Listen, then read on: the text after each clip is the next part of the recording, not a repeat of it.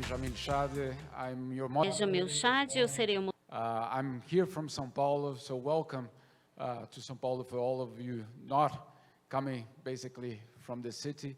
And before I start, I'm going to call our guests. So first of all, I call on stage Mrs. Natalia Diaz. She's the CEO of Standard Bank Brazil.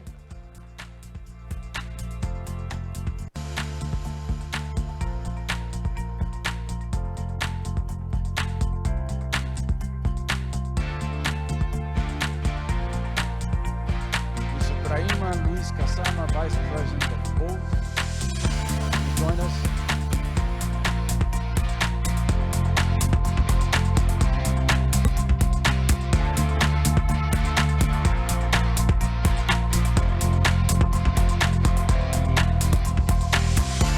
Monsieur Guillaume Bonnard, Vice President of Global Sales and Service Office in France.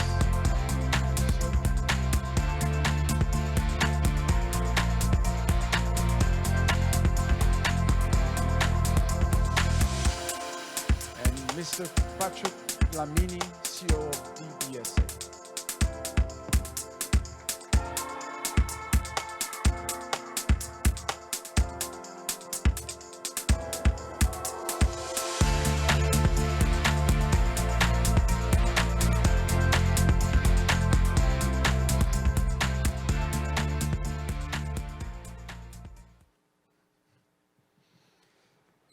Well, so it's a privilege really to moderate this debate with such a distinguished list of guests. We recently heard from President-elected Luiz Inácio Lula da Silva that Brazil is back.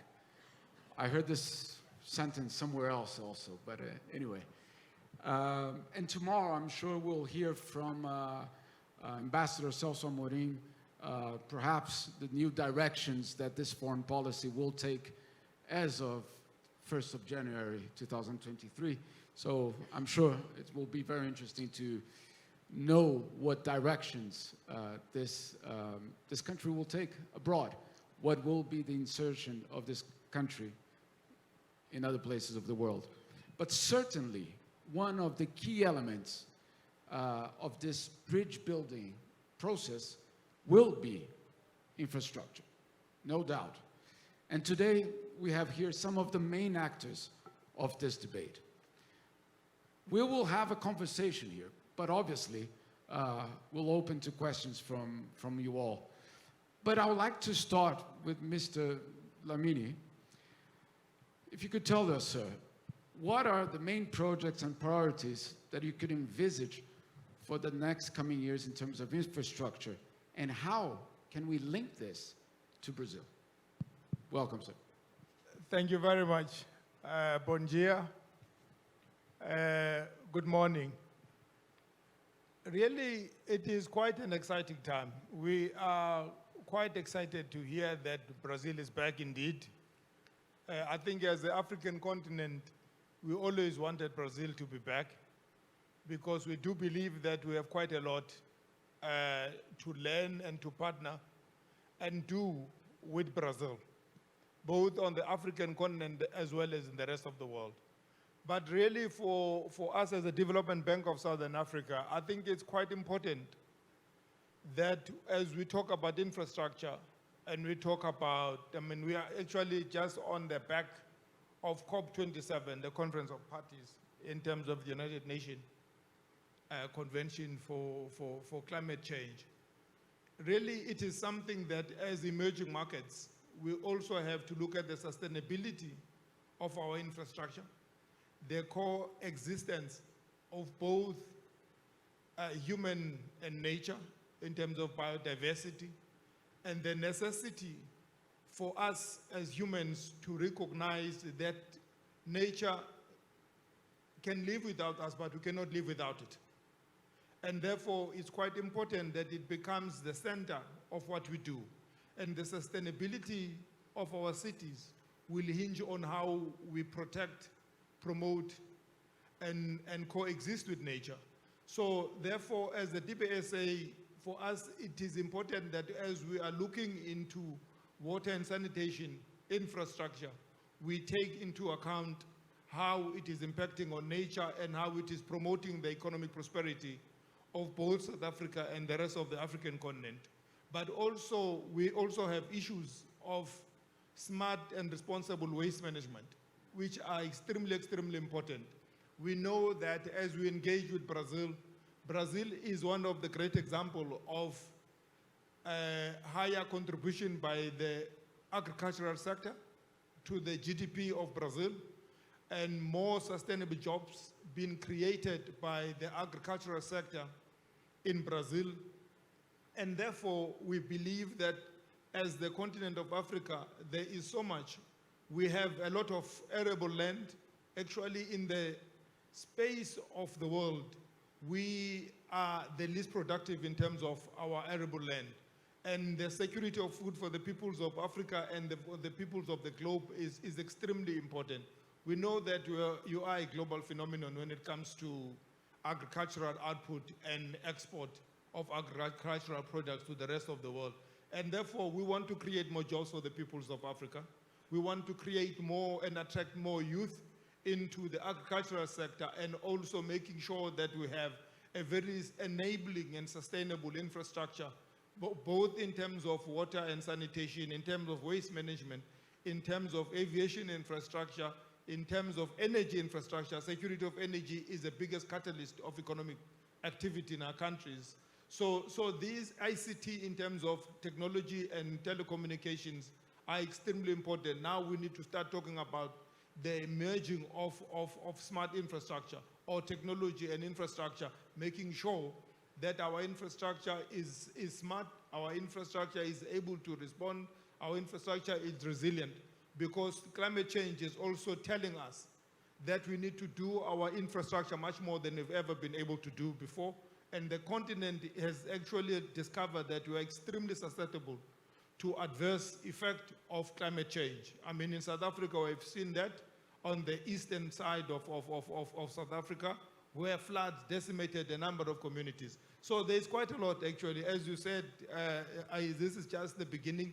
I'm excited to be in Brazil. Yes, it took me long to get here, whereas before it used to take me under 6 hours from Johannesburg to get to Brazil. I think it is one of those issues that we need to look at. How do we then connect the infrastructure and the peoples of Brazil and the peoples of the African continent? Thank you. Fantastic, sir. It's good that you mentioned this, because I remember going to South Africa for the World Cup and flying straight from São Paulo. So that was another time. But also very good that you brought the issue of agriculture. I remember also being at the opening of the office of Embrapa in Ghana over 10 years ago. And obviously all of these projects could come back somehow. Mrs. Diaz, we were just talking outside on the role of development banks and institutions. Obviously, the private sector is fundamental, but how can governments and financial institutions crowd in private sector in order to make this happen? Thanks, Jamil. Good morning, everyone. It's a great pleasure to be here again. I have to say that Standard Bank has always supported the Brazil Africa Forum since the very beginning. So it's our 10th edition as well, and it's really a pleasure to meet some of the old friends that we have been exchanging some ideas for quite some time. So this is a very interesting question. When I was sort of thinking and trying to put together some of the talking points for the session today, I think it is really important for us just to recognize that urbanization is a global trend, right? So today, 50% of all the people live in cities, and by 2050, we estimate that 75% of people will be living in cities. So dealing with this aspect of how urbanization can play a vital role in advancing income inequality and proportion the improving of the living standards for people is very, very crucial. And we, living in São Paulo, we experience this in an everyday. And not only that, if we think about the technology and the service economy that we are all transitioned to, cities will be competing for the great talents. So I think that just rethinking the way we are structuring our lives and the cities is really crucial. And for me, what is key is really this relationship between the various stakeholders, and we need to actually support each other. So from the government side, what really is special is they need to improve their capacity of planning and prioritizing projects. And this is really, really important. And not only that, in improving the regulatory framework that will actually crowd in the private sector. And one very good example is the Renewable Energy Independent Power Program in South Africa that actually has, through this very broader project, has attracted capital from all over the world. They have put together almost 5 gigawatts in new and green energy in South Africa and attracted $15 billion. On the other hand, from the side of the developers of the project, I think that what we always miss when we look into a new project is really a proper designing of the project. And this is really important because we as bank, not only the development of financial institutions, but the commercial banks, we need to make sure that we have a sound project. And a sound project, it is a one that has a combination of a little bit of a skin in the game from the people that are developing the project, but also that has the combination of the financial strength and a project that has really resonates to the priorities of the government as well. So this combination is really important. And from the GFIs, they have been playing a specific and a crucial role in de-risking part of the projects of financing. And we work with not only the Brazilian Development Bank, the DBSA, the African Development Bank, Africa in order to make sure that they can support or provide side guarantees or equity guarantees, or not only that, just financing the development of technical aspects of the project so that this will allow the private sector to actually look into this and finance this. From a commercial bank perspective, we really focus on the bankability of the projects. And bankability has different meanings from different stakeholders, but in our case, is really, first of all, the financials, if the financial model stacks up. If we are seeing a little bit of, as I mentioned, the skin in the game from the project developers, what is the primary source of repayments for these projects? And this is going to be really challenging post-pandemic because most of the fiscal space from the various governments have been constrained, and we will need to be clever in the way that we design the source of repayments for the project. Like, governments can think of establishing a specific tax levy to finance those flows. If we can just bring in or develop a model that all the fees will be able to repay the loans. We are also interested in doing this differentiation between greenfield and brownfield. Brownfield be just an upgrade of a project. It's easier to finance brownfield, but greenfield also offer greater returns, and we are also looking into that. But I think that the new component that Patrick has touched a lot is ESG, the role of ESG in kind of attracting new funds and crowding the private sector. But I think that we will be discussing this in a greater detail later on. But this is a new way for us to measure the financial and social and environmental impact of the projects and how this will be enable investors or developers to touch base on specific pools of liquidity. I'll come back to that. Thank you, Natalia. Mr. Kasama, going on the same direction, Ms. Diaz just mentioned de-risking. Eu vou fazer a pergunta em português para o senhor. And I'll ask this in Portuguese. How can we increase attractivity of those infrastructure projects for the private sector? Good morning. I think whatever is the investment to get into the logics of the market, we have to know where the risk is and the instruments available to mitigate that risk. Obviously, private investors will be more attracted to invest in infrastructure, and we have to have the notion of the cycle of life of the whole project. But the most important aspect in this case is to try to notice the elements that will motivate that attractiveness. And we can mention from the experience in the Bank of Development of the countries, it's possible to reinforce the capacity for private investors. So the reinforcement of that capacity and the identification of that, we need to have some previous studies and execution, as well as the phase of the project implementation. That's a very important phase. The second element that we have to emphasize is sharing risk. So risks cannot be concentrated into a single investor.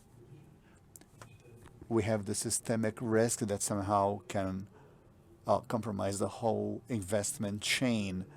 And third element is to have institutions that will give financing and warranties for countries in West Africa.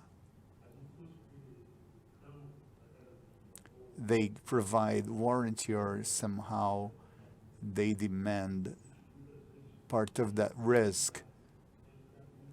Many times it's very hard for them to deal with this kind of investment, not only because the regulatory framework is a little bit old, but they require some kind of surveillance or supervision to avoid problems. And the fourth and last element is that private investors have to have the perception of environmental and social risks.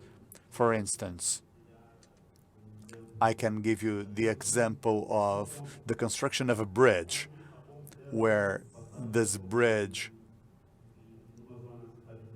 will be built in a area where we have people living in, so there will be environmental risks there, and the inhabitants of that area will lose their households, and that will compromise the investment chain in a sustainable way. So private investors, in order to be motivated to invest, has to have the domain over those elements. Otherwise, they will not have the outcomes that are expected. Thank you very much. Matter, but very much linked to all of this, Monsieur Bonheur, is the digital networks. They obviously are very much present in urban centers, but also in agriculture and elsewhere. How can we fit all this discussion with the element of digital networks? Well, first of all, I'm very happy to be here today. Thank you very much for the invitation. That's a great question, and I don't think I have the right answer. That would be great to have the answer.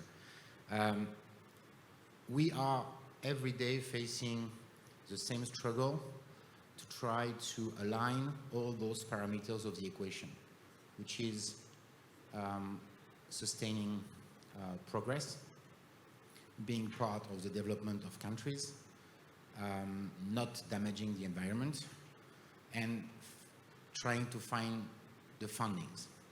This is an almost impossible equation today. We are all aware that the digital transformation of a country is a huge contributor to GDP growth. It's contributing to anything from 1 to 2% of GDP growth when you have the proper digital network, because it's creating a whole ecosystem.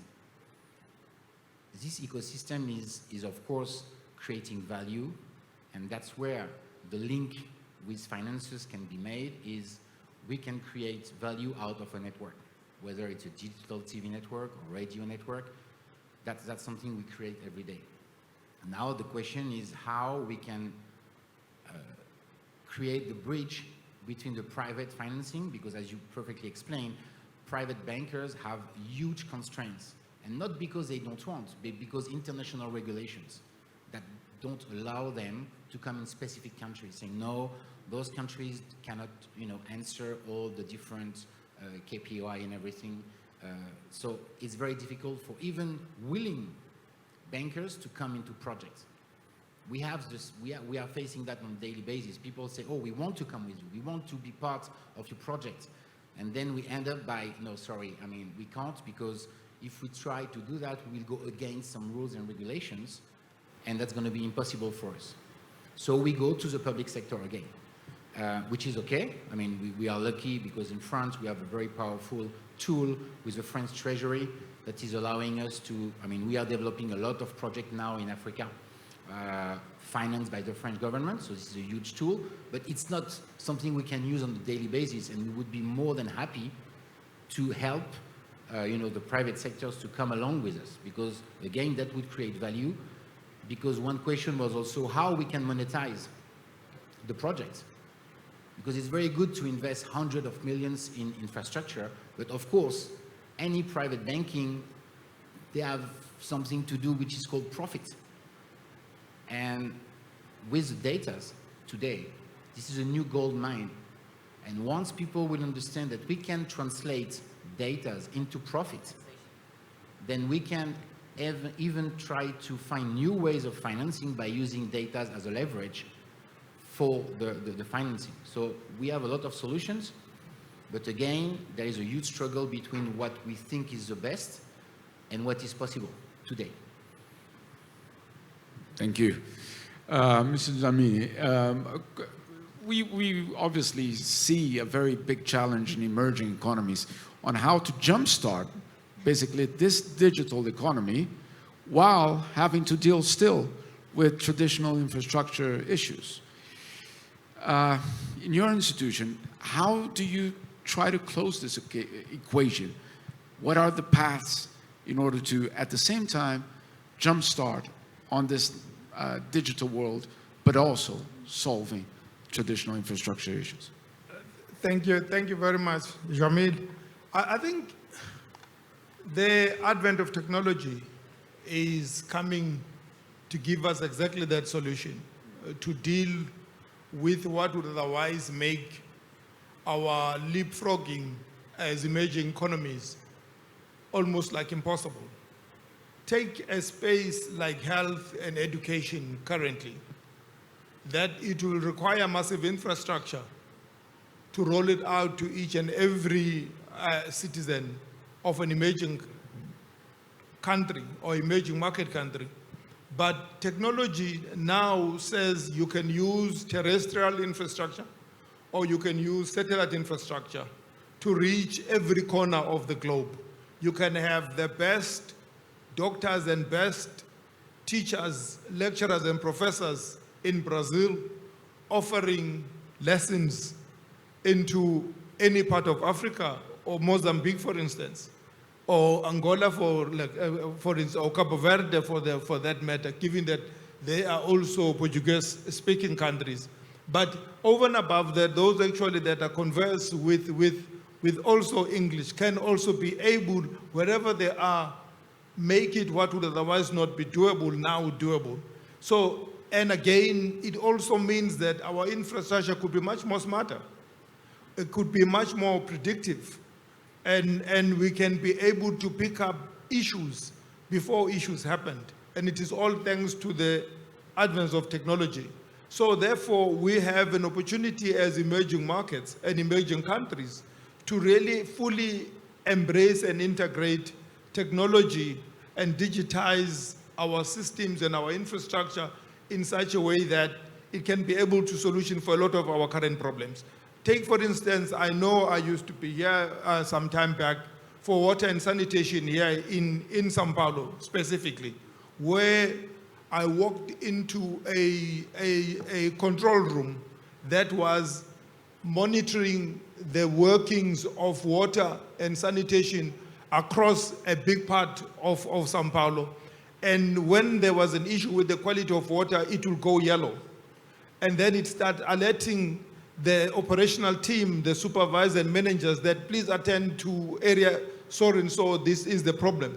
This is technology telling you here and making sure that you respond before it gets out of control. If there's a burst pipe of water, it alerts you that that pipe has burst. At this point, the team that is responsible for that gets alerted, and it updates everyone as they are working on the problem. So really, if we really want to digitize our infrastructure and digitize our economies and our lives in emerging markets, it has become a lot more easier than it was before.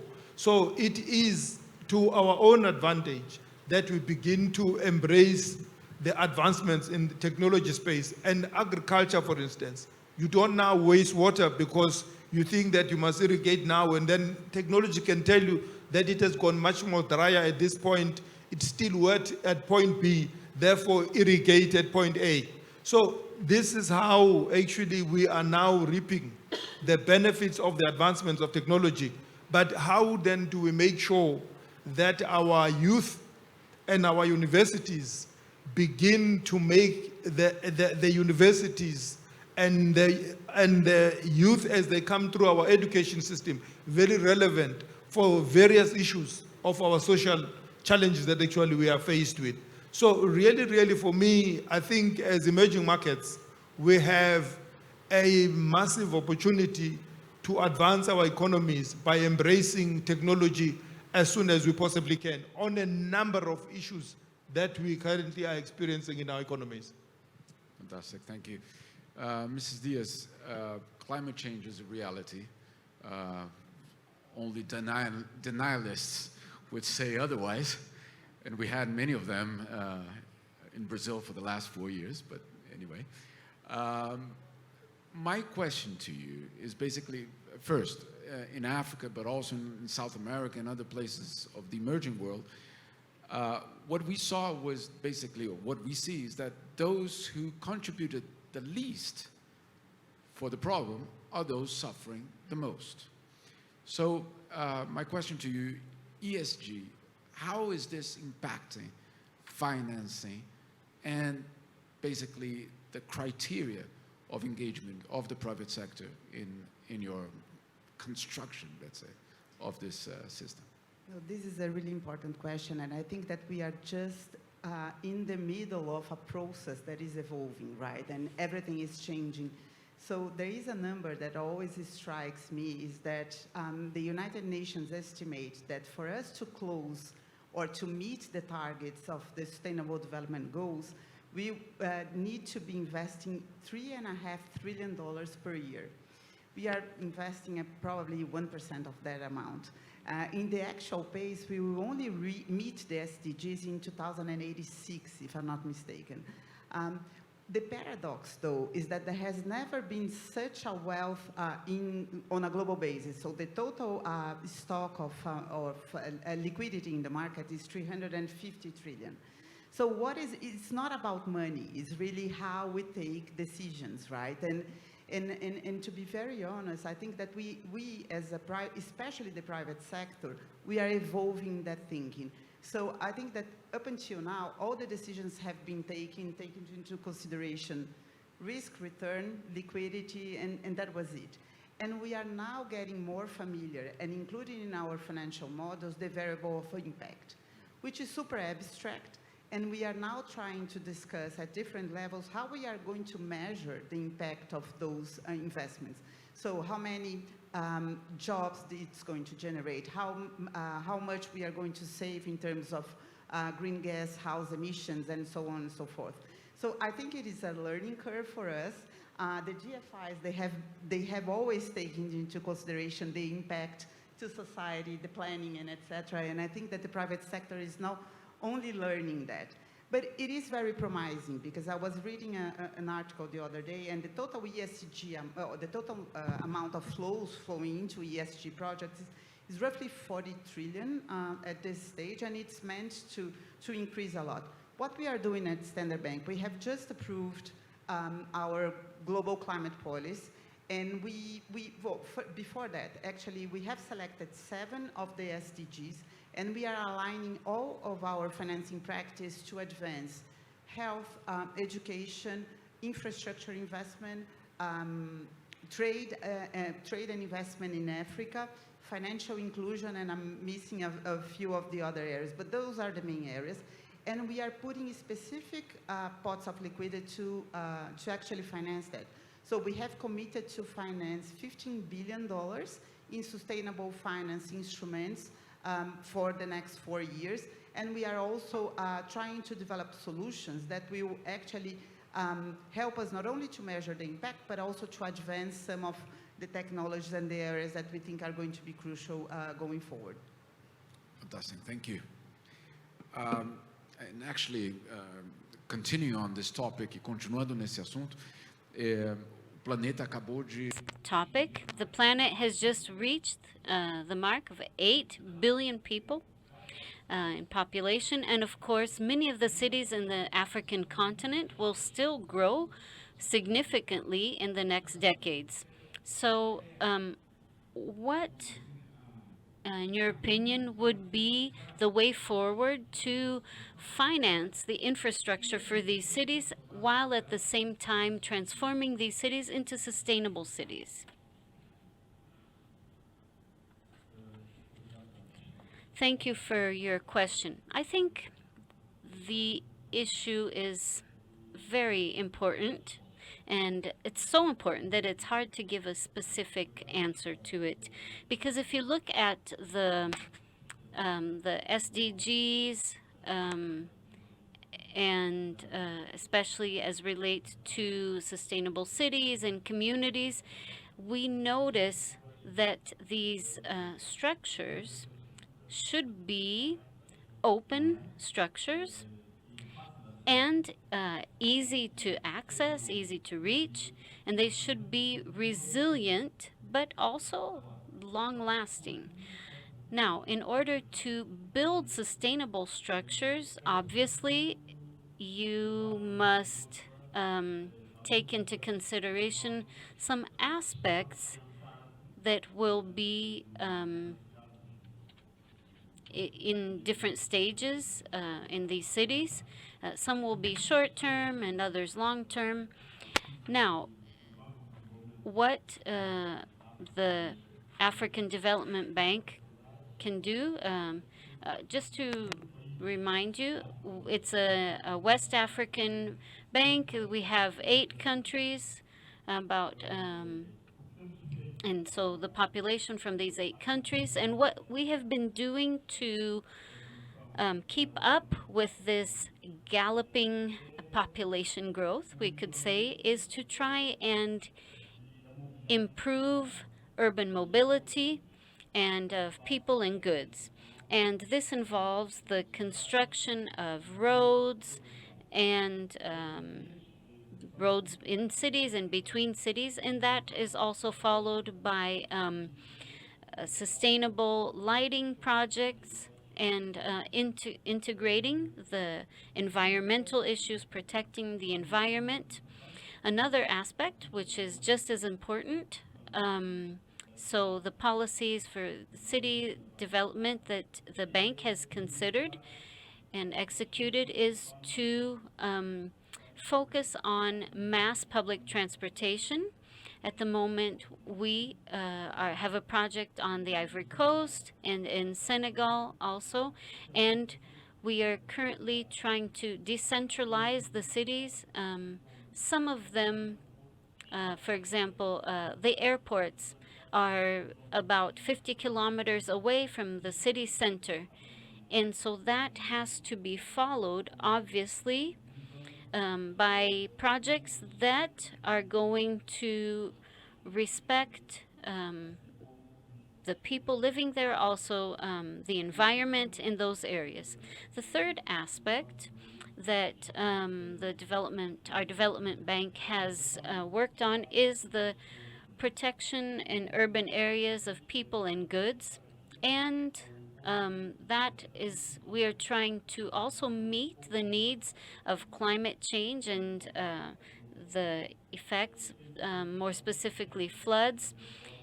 We have some collection and water distribution centers in some of the outlying areas in these cities, and we have some informal projects, and where it's been harder to find short-term solutions, at least. Long-term, thinking about long-term projects, we have prioritized the construction of ecological latrines and trying to reuse the water. And we have this in some areas. The ideal would be to manage this waste through a sewer system and then a purification station before using that water again. But since the population grows so quickly, we can't keep up. So the immediate solution that we have found was to build these environmental latrines where we are able to reuse this waste as fertilizer for the soil in the agricultural rural areas. You know that Africa our economy is largely comes from agriculture, and so fertilizing the soil is, indispensable. And so a solution that's short term is almost impossible, but we have been doing what we can, coming up with some short-term solutions so that the solutions can become more and more sustainable and livable for the inhabitants. Well, I have a question specifically about sanitation. So what are some practical examples of projects, solutions that you have come up with that might be used as models for other countries? Well, I think the ecological latrine, the waste management, could be one of these examples. Ideally, as I said, the ideal would be to have, a proper sewage plant and sewage treatment plant. But since we have these outlying areas where the population grows very quickly, it's harder to do that. In the large cities and urban centers, in the capital of the Ivory Coast and in Senegal, in the conflict area near Niger and Chad and Burkina Faso, there's an area there where there's conflict and it's densely populated, and the solution has been to have these environmental latrines or waste treatment stations. And so that's what we have been able to do. Of course, all of this requires financial investment. And so the boat and other, we have invested more than $5 million in these projects in these urban areas. And our priority and our motivation is, the governments and states have had to guarantee the profit, or the results which would be improving the quality of living for the population in those areas.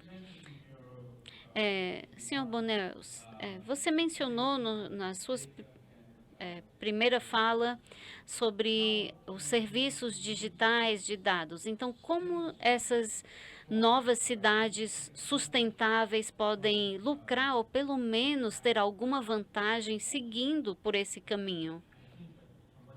Bem, eu acredito do que eu ouço é que existe um desafio de migrar as pessoas das áreas rurais para as áreas urbanas. E como absorver, então, esses novos habitantes nessas áreas urbanas?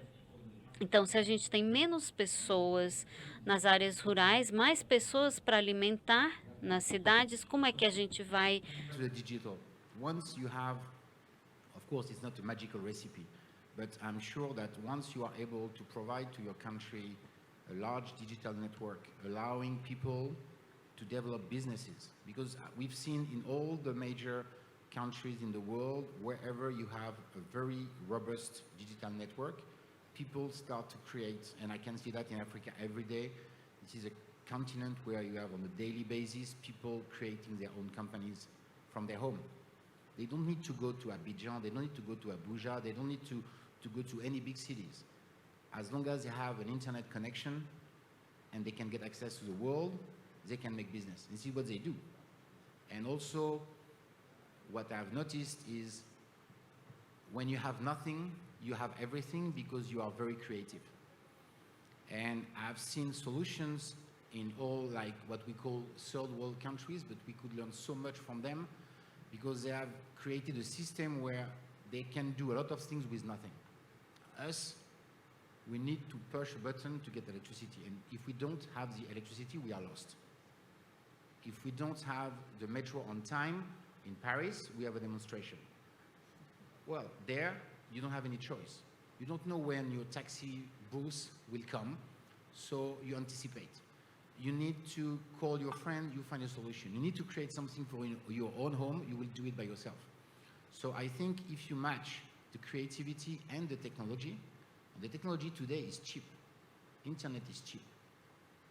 Then we can, first of all, give access to a lot of people to the outside world, which means that's potential business. As you said, education, definitely. We noticed that during the COVID period, we were all lost. And the only reason why we are still making business is because of this digital network. Without the Zoom, Teams, whatever you name it, we were not able to make meetings. So suddenly it was like a wake-up call. We knew, but you know, human beings, we need to hit the wall before having any reaction. Although we knew before. We knew that we had to develop the digital, network, but once we were facing the COVID, then we realized that education, health, we can do it through digital network. As you said, I mean, I can get access to a very top doctor at the other side of the world and doing something for me. I can have the best teachers in the world online now, and it's becoming cheaper and cheaper. So it means that the impact for big urban, infrastructures, digital network, first of all, I think will have a huge adding value on how to manage the city, because it's also from what I understand is we come to a concept of urban areas to a concept of managed urban areas, because it will be like with a central system that will control waste management, control the traffic, control everything. So I think the digital network will help, but this is very frightening, by the way, but this is where we are going, I think. And also, it will also help all the, I would say, outside of the city people, or the countryside people, to get access to something they don't. And for that, they don't need to go to urban cities. And that's, I think this is where we need to go, because we can't bet on how we can manage to deal with larger cities. There will be a limit. We see that when we go to China, when we go to some cities where you have 25, 60 million people, there is a limit. The outside of the city, it's crazy. Traffic jam is crazy. Urban transportation is crazy. You take 3 or 4 or 5 hours to go from point A to point B, so it means that you can't make meetings. So you use what? Digital network. Today, if I want to make 3 meetings in Sao Paulo, 4 meetings in the day, I'd rather stay in one spot. Otherwise, I will spend my day running with all the traffic jam. It will be impossible for me. So actually, I'm going to lose time, I'm going to lose money, and I won't have the. So at the end of the day, I will use Zoom and say, okay, I'm here, we can meet, but if you can't, let's have a Zoom. So it's all the balance, I think. But without the digital infrastructure, I think it's going to be very hard to limit the impact of the population movement into the cities, and also how to monitor, how to improve the life in those cities, because honestly, for me, it's quite frightening to see those very, very, very large cities that are becoming bigger, bigger, and bigger, and it takes you, and by the way, cities that are becoming bigger, people out, in the suburb of those cities, they never go to the center. They will never drive 3 or 4 hours just to go to the center. For what? Well, actually, you're creating your own life into your small urban areas. So it's like a city inside the city, actually. So it's even more like a market segmentation of your city. So it's a very complex thing. Thank you. Patrick, let's talk now about Brazil and Africa. I know you have established a very good relationship with Minas Gerais. What projects can we envisage, not only in that area, but also elsewhere? What areas could we actually talk about that could link the two, the African continent with Brazil? Thank you very much, Jamal. There are actually quite a number of projects that we definitely could be working on. We have actually done quite a number of projects in Angola, hydropower projects in Lauca, is it Lauca? We did that actually with BNDES and Odebrecht and other European DFIs and commercial banks as well. And so there are a number of projects that we definitely can be able to look into. You are well known for your hydropower expertise. There are now, I mean, as I said, in COP27 and COP26 in Glasgow last year, the GFANZ, or the Glasgow Financial Alliance for Net Zero, pledged the 130 trillion US dollars for ESG compliant and sustainable projects. So now this says we can be able to access a number of capitals to make sure that on the continent we're able to partner with a number of companies in Brazil to do those projects. As I said, hydropower, renewable energy, even in terms of both solar and wind, you are leading in terms of renewable energy beyond hydropower in Brazil because of the wind energy as well. You also make some of the turbines right here inside Brazil. On the continent of Africa, there is so much open land. You don't have to deforest anything. It's open, it's there. You just have to put in place the grid capacity to make sure that we're able to wheel the power to where it is needed. We can be able to do together pump storages to make sure that during peak hours when energy is needed, you are able to still generate your power from the renewable energy during those times of need. But again, it also talks to sustainable energy. As I said, I remember that at the time it was Odebrecht who was looking at water and sanitation in Angola and in Mozambique, again, using Brazilian technology to make sure that we're able to advance and give dignity to the communities on the African continent. We have about 600 of the 800 million people that do not have access to power. They are on the sub-Saharan Africa. There is a massive requirement for us to work together in making sure that we're able to light up Africa and be able to catalyze the economic activities on the African continent. And we can be able to do all of those in partnership with the Brazilian entrepreneurs and partners. I don't even want to start looking at your crop, because you are a low-cost producer when it comes to crop farming and animal husbandry, whether you're talking about swine or you're talking about beef or you're talking about poultry in terms of chickens. You are a low-cost producer, and we are leading the world in terms of that. There are 1.4 billion people on the African continent. The African Continental Free Trade Area says we want to start promoting intra-African trade. How then can we partner with our Brazilian brothers and sisters on the African continent so that we can be able to create jobs and be able to trade using your technology and using your know-how? Embrapa is one of the leading agricultural research institutions that we can be able to learn so much in ensuring that our youth and the young are able to feed the peoples of the African continent, plus the people of the rest of the continent, of the world as well. Fantastic.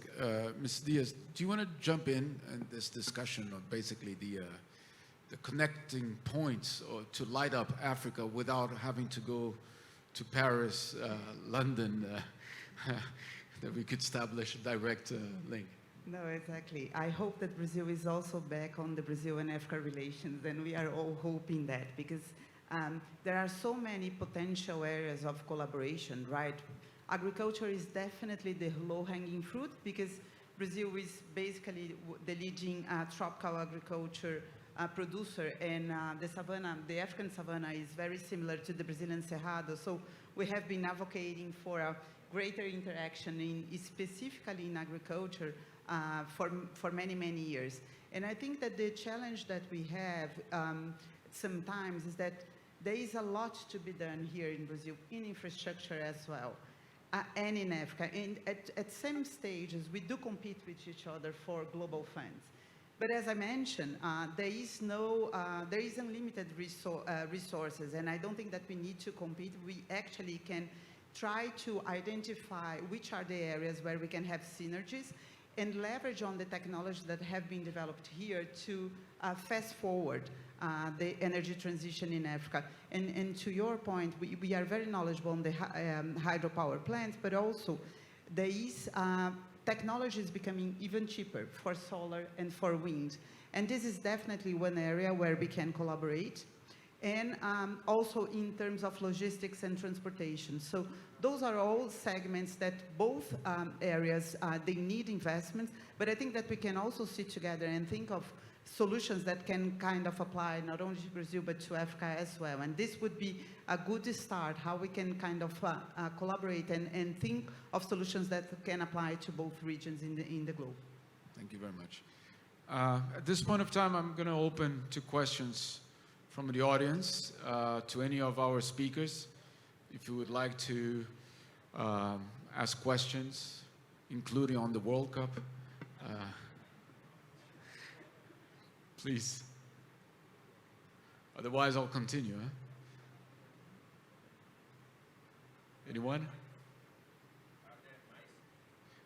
Microphones? Are there microphones here? Yes.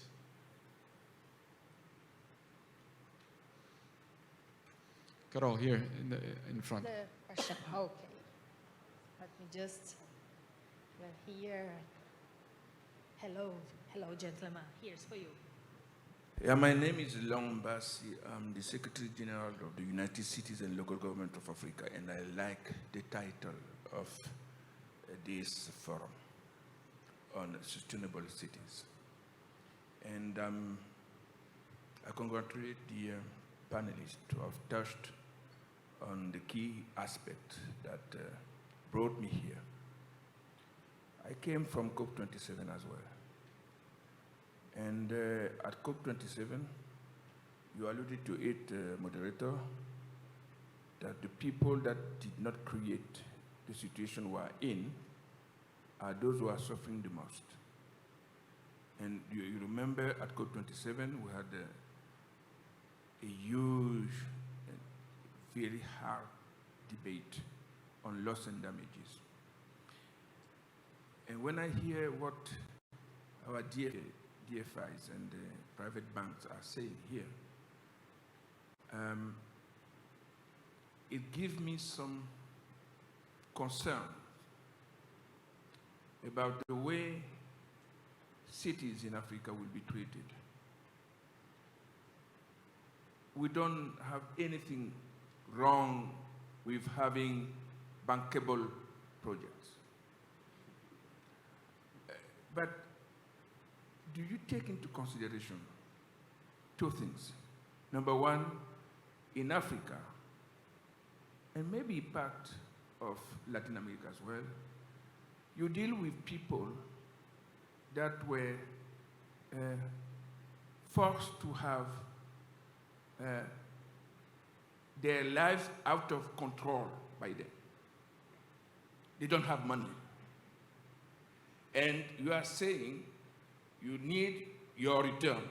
First question, how are you addressing only the market, or are you addressing also the people? You alluded to addressing the people, but your processes are stick on returns, on bankabilities.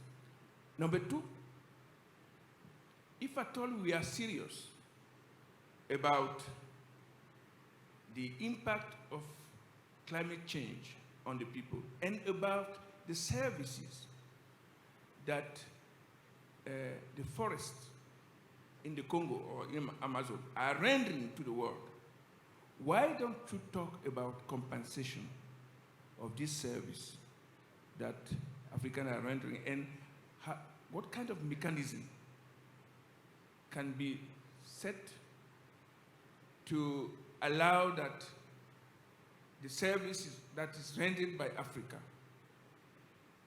is compensated in your way of doing business? I'm sorry for, but there are so many things that are striking in my head, because listening to you and listening to people at COP27 bring concern to me.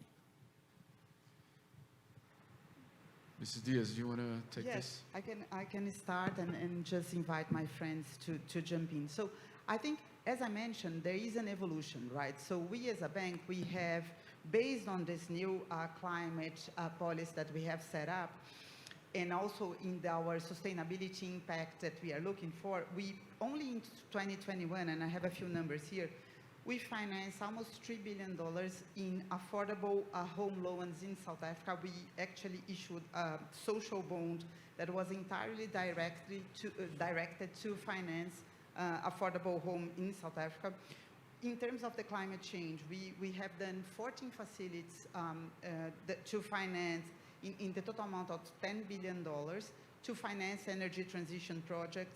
And there are many others. We have 320 clients to do the transition, and we are actually going back to the drawing board and trying to address. But this is completely new, especially on the private sector.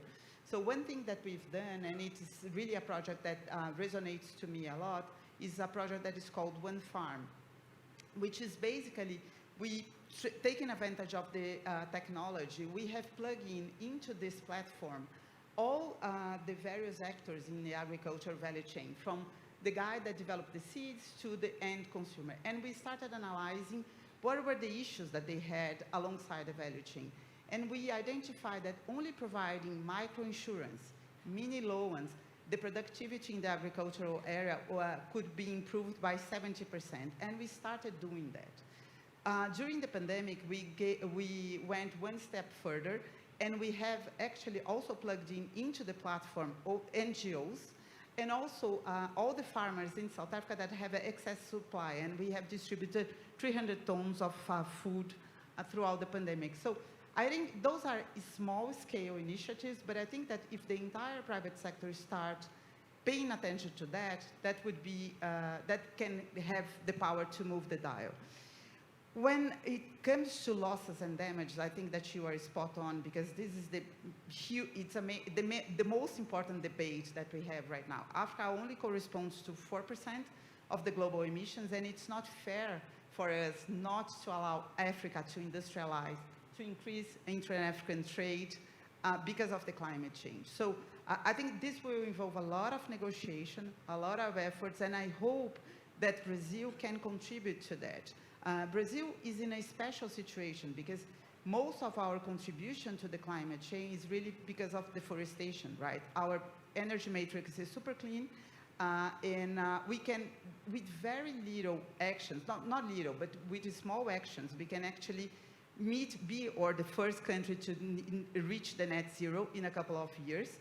But I think that we need to also use that power that we have to partner with Indonesia, with Congo, and etc., and try to think how we collectively, especially on the South Hemisphere, can think and put pressure on the authorities to actually move the policy and the funds, which is really because we need to finance the energy transition. Somebody is going to pay the bill, and we need to make sure that we leverage on the power of our relationship to move the dial.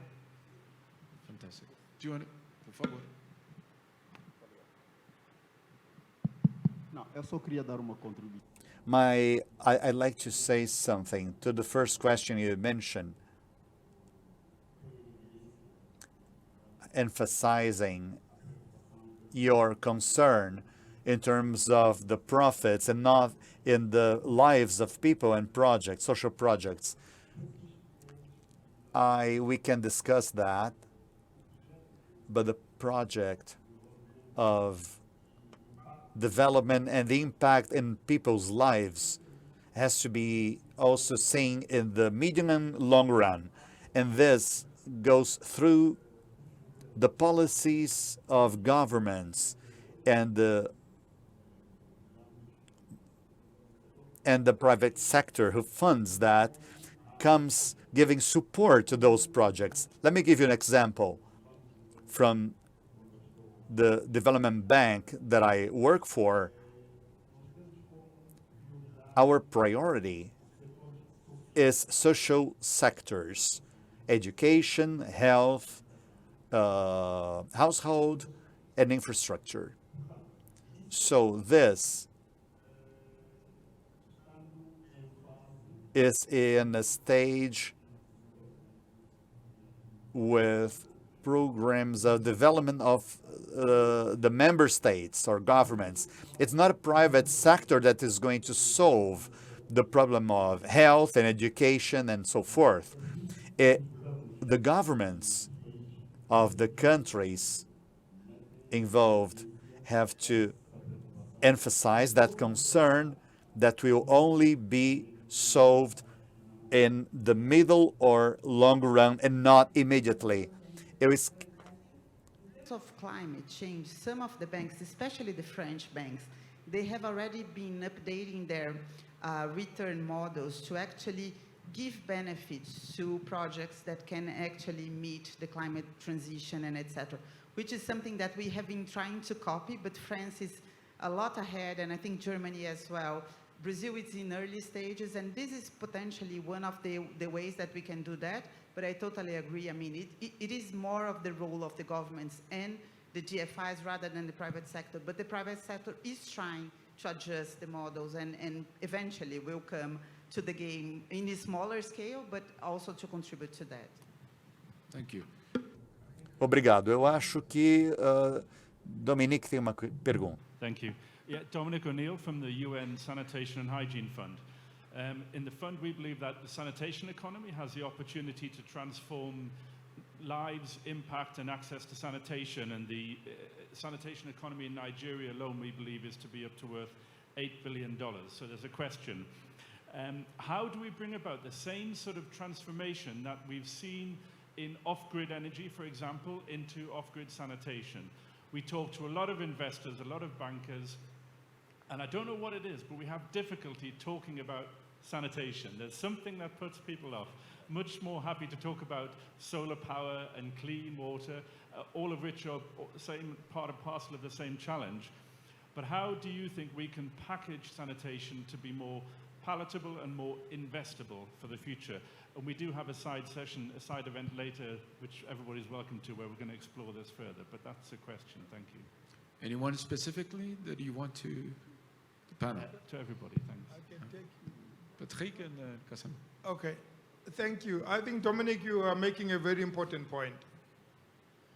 I mean, we spoke about the advancements of technologies. I mean, as you are correctly pointing out, that we have off-grid electric system now. We definitely can also be able to have microgrid sanitation that actually are still quite sustainable.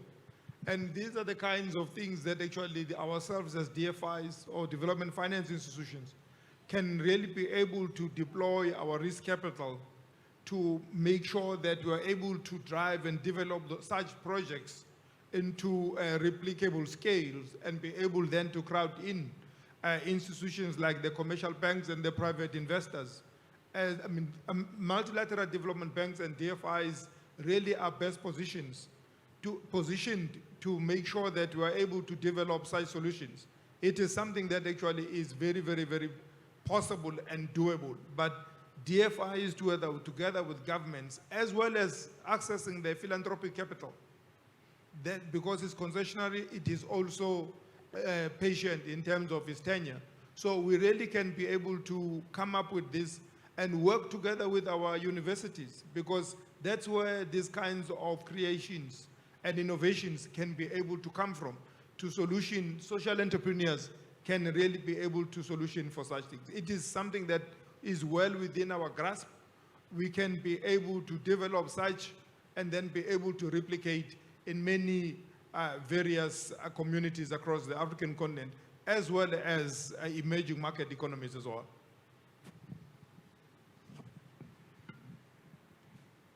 Sim, eu acho que a questão é tão I think this is a very important topic in the context that he mentioned in Africa, especially Nigeria, where we see a demographic growth that is being an increasingly one, and this demographic growth does not go in the same pace of the growth of infrastructure, and there are difficulties, as I said in the beginning of my talk, in terms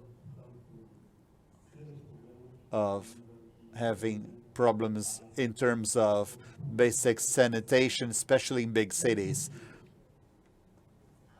because Africa has a very strong demographic growth. If I'm not mistaken, I think our growth is of 3.5%, our demographic growth in Africa. And this growth, this demographic growth, is taking place especially in big cities. There's this what you call or rural exodus. So people leave the rural areas moving to big cities. So this is not, this doesn't, we don't have governmental policies to meet that increase of population in big cities from people that come from the countryside. So we have to have common centers, centers of waste treatment. In the outskirts of the city, we find the sewage of households being, in the streets, and we don't have proper sanitation, and it's hard for the state to control all that. But once again, I want to say that the social problem and development problem is a phenomenon that will take time to be solved in terms of medium to long term, and this has to be done together with some governmental policies. You can pose a question in English, French, Portuguese. Merci. Allez-y. Merci beaucoup. Moi, je réponds au nom de Simon Adebayo-Dinan. Je suis le maire de la commune de Popet, président de l'association. Eu sou presidente, eu sou presidente da associação. Gostaria. I'd like to compliment for the quality of the intervention and congratulate the organizers of this forum that strengthens the connection between Brazil and Africa, addressing topics that have been developed. I'd like to congratulate the panelists and say that we are aware that climate change today is very important. I'd like to also congratulate for the commitment of the banks represented here that showed us that they are really willing to be involved in projects that deal with the climate change. So I'd like to know, I am the mayor of a city. As a city authority, can we reach those banks or send projects to those banks? Can we have access as a community to them, or should we go through the government, to the central government? Could the city halls or the city administration have access to the banks to benefit those that are involved, which is the population? One of the panelists mentioned the soil fertility. I'd like to take this point to talk about agriculture. So what we do today,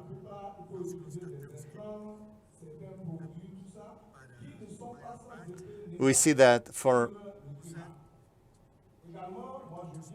people use toxic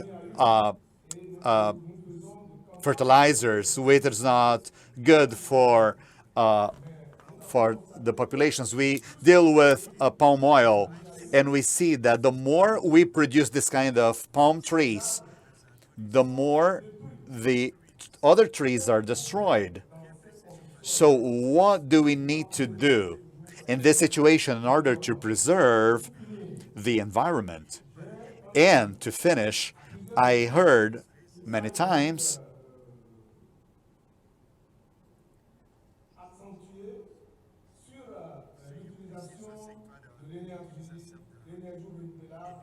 that we need to stress the use of renewable energy, but in a country, in a developing country, not to say that it's a not developed country, where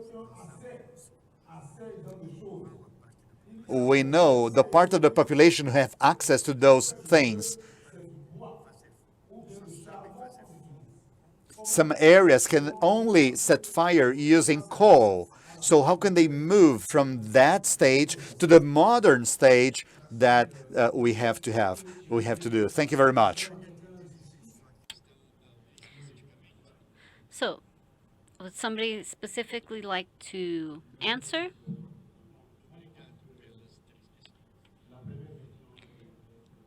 Oh, the first issue is quite simple. In a community in Benin, and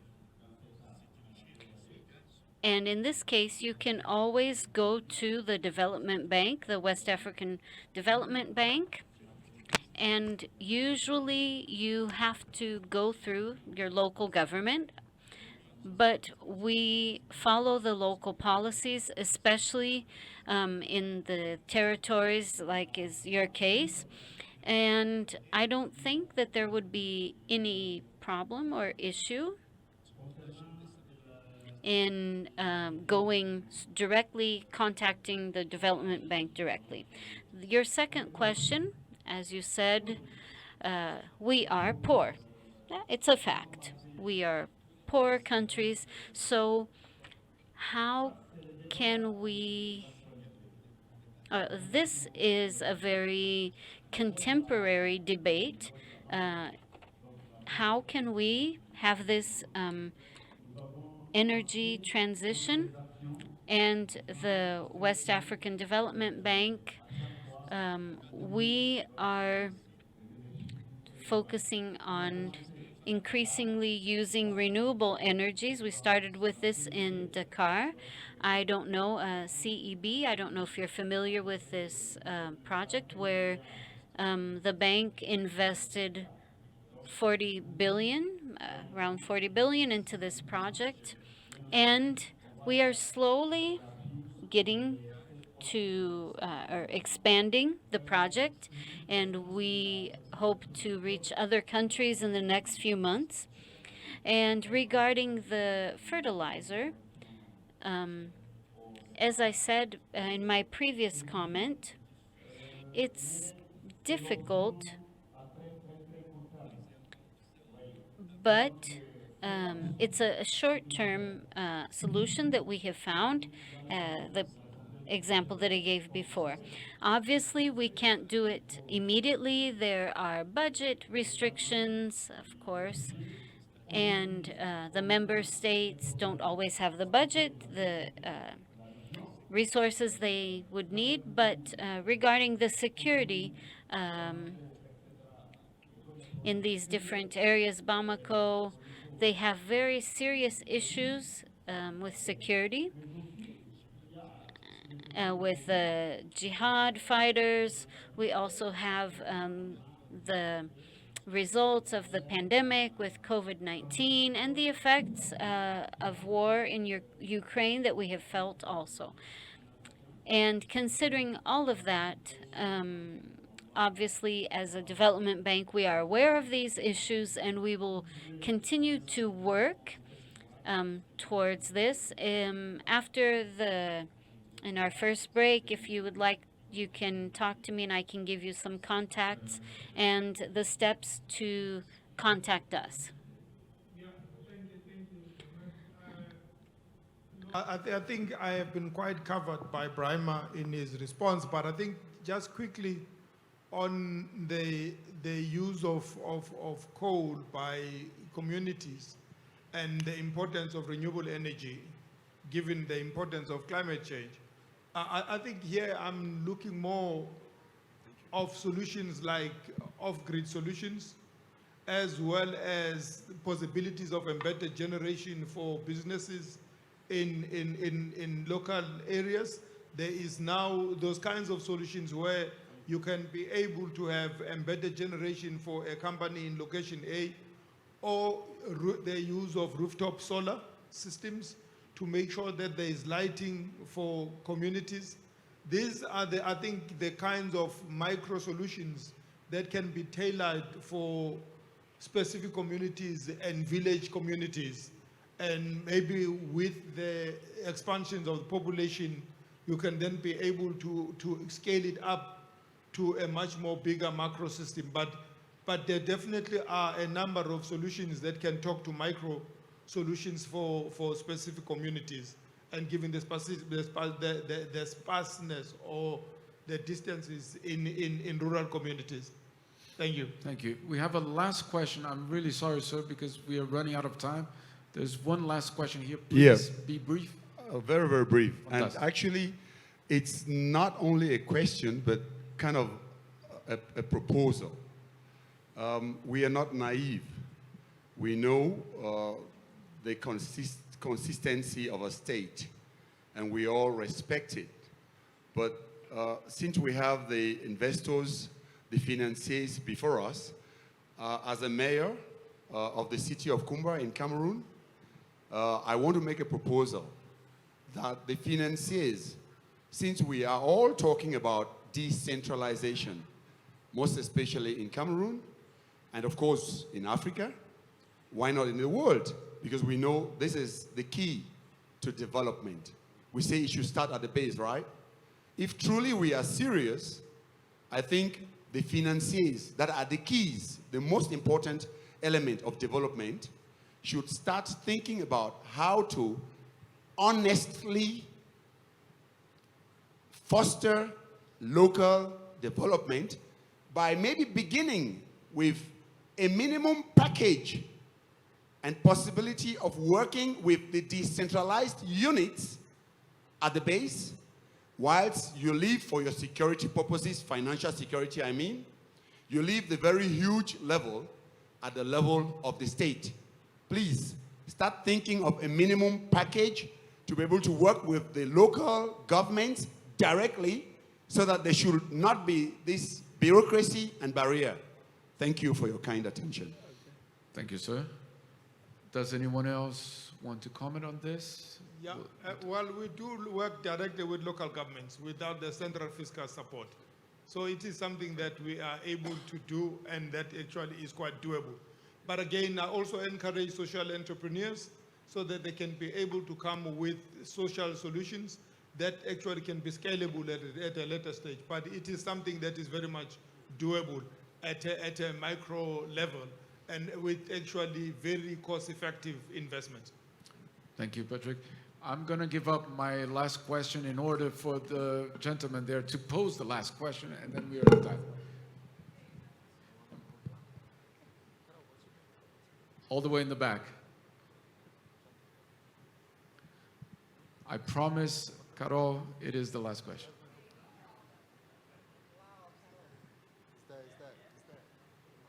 No, last question there, sorry. We will continue the conversation during lunchtime. But Já tem o microfone lá.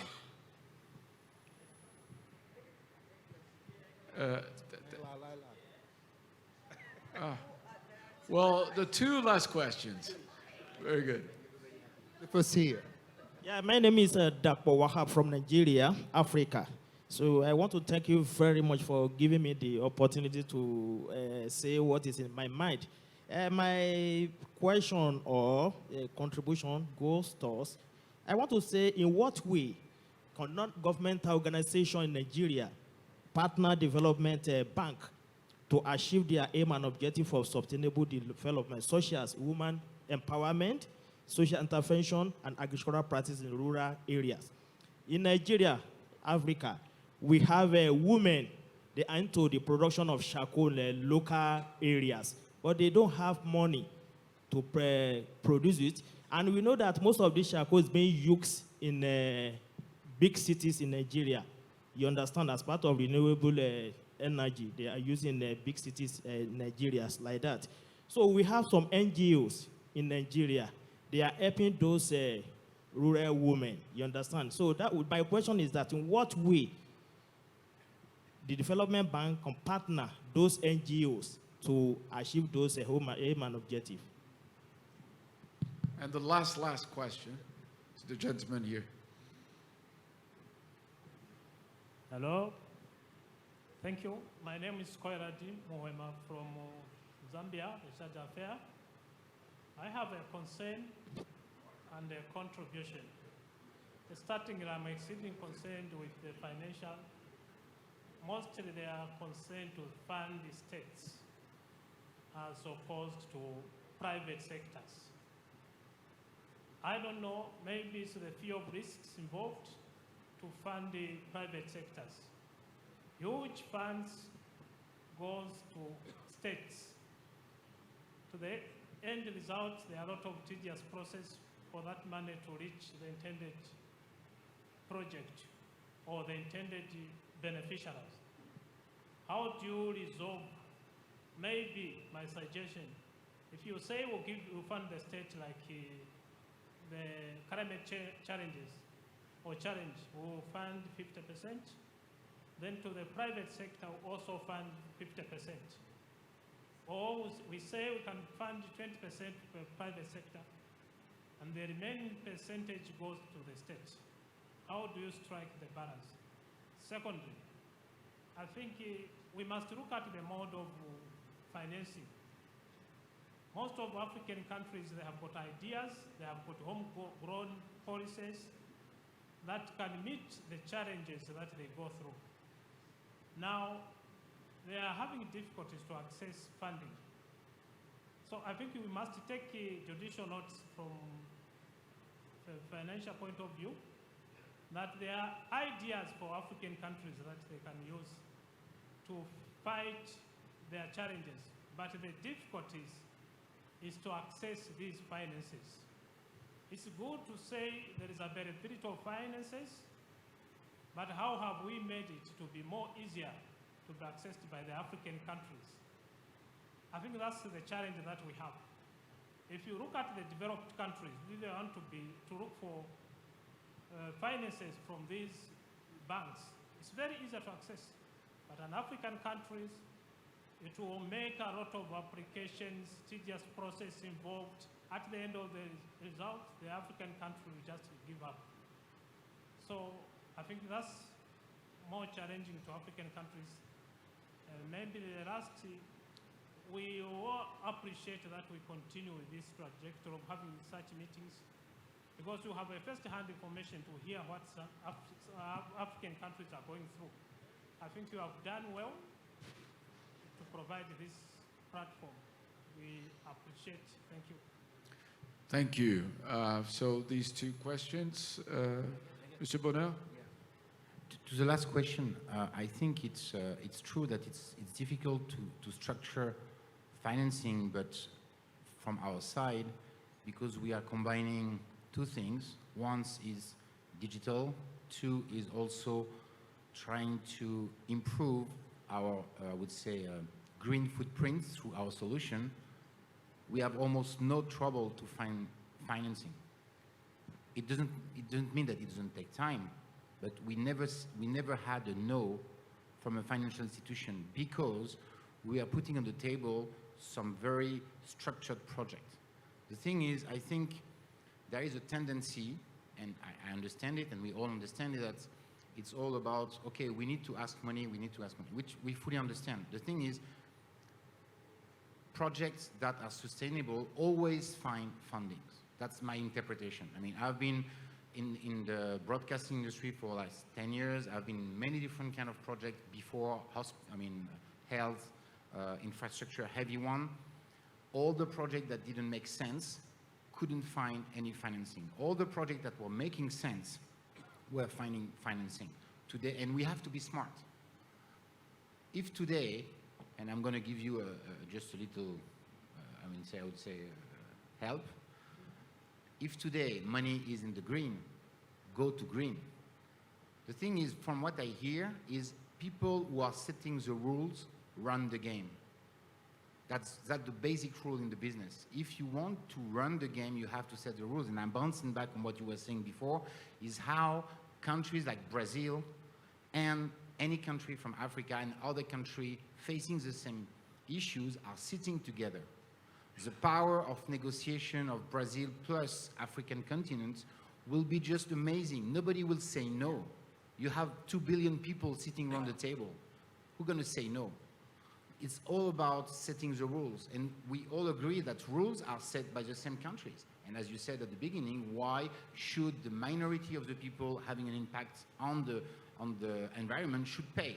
I fully agree with that.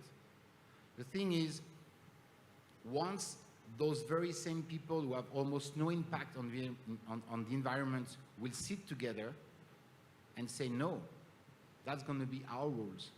Because we represent 2 or 3 billion people on the planet, the game will be different. And the big thing that I'm facing today in Africa is about the regulation. Country with regulation, funny enough, are the best, governed. Country with no regulation is going nowhere. Country with regulation get access to financing because regulation is also a proof of stability. And even me, if I give money to one of my friends, I will not give money to any kind of my friend. And it will depend on the amount. I can give 10 euros, okay, fine. But if somebody asks me, okay, give me 100,000 euros, I'm going to check a bit on his credential. Even though it's a friend, it's the same, I think. Thank you so much. Unfortunately, we have to close, but the conversation will continue. We have 2 days to continue this conversation. Carol, you have the floor. Thank you all for being here. Thank you for being having such an engagement with the panelists.